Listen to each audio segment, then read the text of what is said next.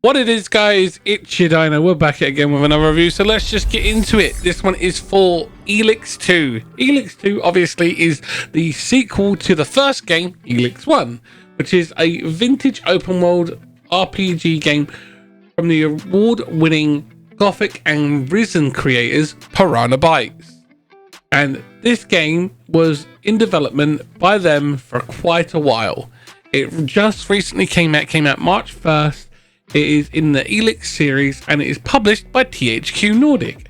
It is on PlayStation 5, for Xbox One, Xbox Series X and S, and Microsoft Windows. It is a role-playing video game, adventure game, shooter video game, and fighting.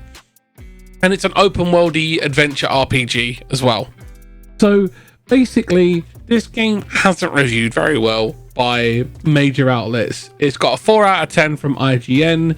It's got 64% on Metacritic and a 3.5 out of 5 on GOG. So let me just break down the features of this game. It is set several years after the events of the first game where Jax defeated the hybrid. You're just seeing this now in the little previously on Elex 2 kind of thing that's going on. And it basically explains that a new threat has arrived from the sky, unleashing dangerous powers of dark Elex and endangering all life on the planet. In order to defend the peace of Magalan, which is the planet, and the safety of his own family, Jax has to go on a mission to convince the factions to unite against the invaders. So you have to dive into a huge, handcrafted, completely unique world with multiple factions. I think there's a total of like 7, including the bad guys. So there is the Morcons, the Berserkers, the Albs, the Outlaws, the Clerics, your faction that you create, and the bad guys, which is the Skyans. So the cool feature about this game is that it has the ability to know what the player decides and does, and make sure that any interactable NPC is aware of this. Kind of metagaming, if you ask me, but it makes them aware of it in the fact that it allows it to fully flesh out the world, which is a very cool thing, which the devs of the previous games, Risen and Gothic, have done amazing jobs on, and they've carried that experience over into Elex 1 and Elex 2. It allows you to have the ability to have NPCs remember what you've done and react accordingly. So say if you murdered a specific leader of a faction, everyone will remember that Jax did this and he's a complete butthole, and it may make other members of other factions hate you or side with you because you took out an enemy or an ally of theirs. A very unique way of doing it.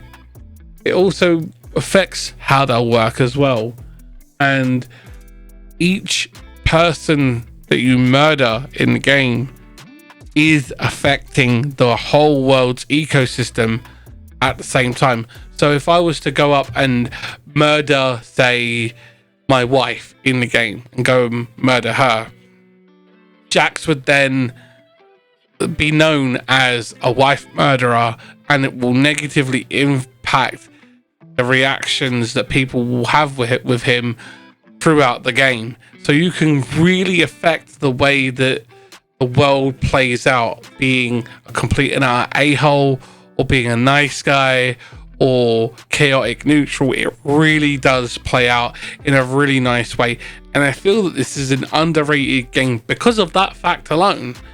So I think that given the flaws that every game has, no game is perfect, and Elex 1 was very rough, but it feels that they have done a very good job in polishing what they created in Elex 1 over into Elex 2.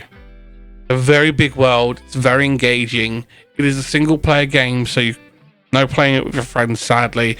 I would have loved to have seen Elex 2 be a co-op game, but sadly it isn't. It's all single player.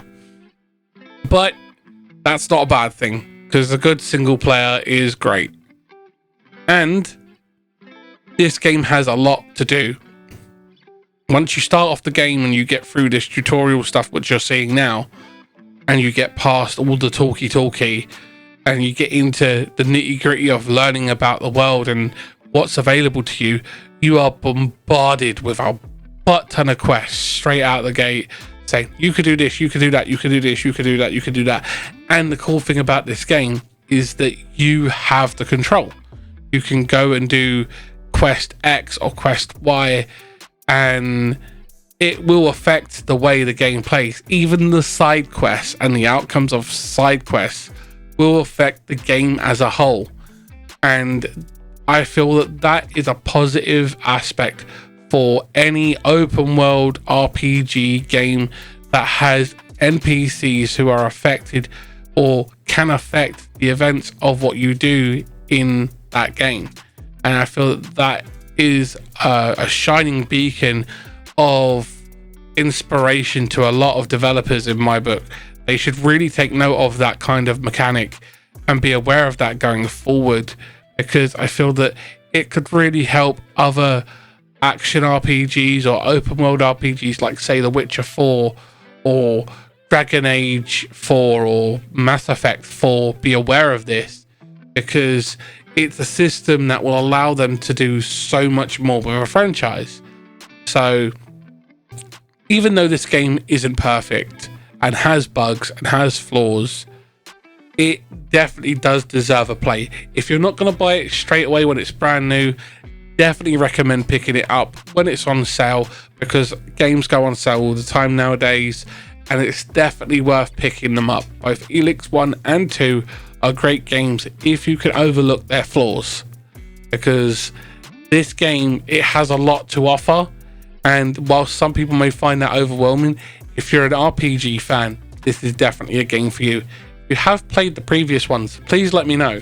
I'd love to know what you guys thought of Elex 1, or if you're interested in picking this one up based on my review. Sound off in the comments, let me know what you think, because that sort of thing is something I thrive on. I love to know, and I love to have conversation with you guys. You can also reach out to me in the streams that we do Tuesday through to Sunday. You can hit me up on social media. I love talking with you guys. I love talking about gaming, anime, all sorts of things. I'm a big nerd, and I'm proud of that. So I feel like this is a game that lets a person with a nerdy thing thrive. This is a game that taps into that we want to know everything about the world kind of thing, about a lot of nerds. And this game does give you that, and the way that they've created a skill tree where you have to go to different people to learn how to use your skills and adapt your character. It's not like it's an intrinsic thing, like you get a skill point and bam, he knows how to do something. You actually have to go and learn how to do X, Y, or Z skill. You have to find a healer to learn how to do healing stuff. You need to find a martial arts trainer to learn how to do specific melee type weapons. You need to go see a firearms guy to learn that stuff. And it's really, really in depth in the way that they've developed the game. And I feel that that is another shining beacon that will really engage with a lot of RPG gamers, and action RPG gamers may like this a lot if they give it a chance and give it a go. So that's my opinion. That's where I stand on this. And I feel like the way that they've designed the game does shine if you can get past the not so stellar shortcomings that a game like this will have, because the previous games that they've made before were never 100% perfect, and they had bugs and flaws. And I feel like that's where a game can shine, because you'll see these little flaws that they have, and those flaws highlight the amazing things that they do. But that's just my opinion. Thanks for watching, guys. I'll see you in the next one. Take care. Bye.